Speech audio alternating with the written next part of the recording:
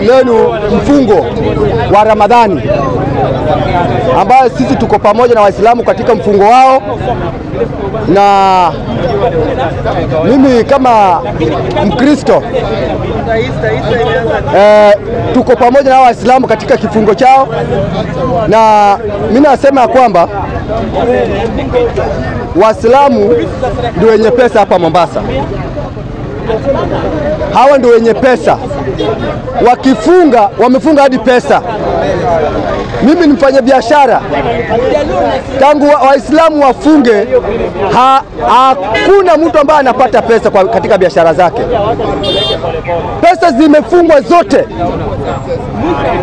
Ndio maana tunasema kumbe Waislamu kumbe wanaomba Mungu wa ukweli, na Mungu awabariki sana, kwa sababu biashara sasa haiendi Mombasa. Biashara zimezifunga zote. Ukienda unauza 200, unauza 300, unaenda nyumbani. Kwa hivyo sisi kama Wakristo tuko nanyi pamoja.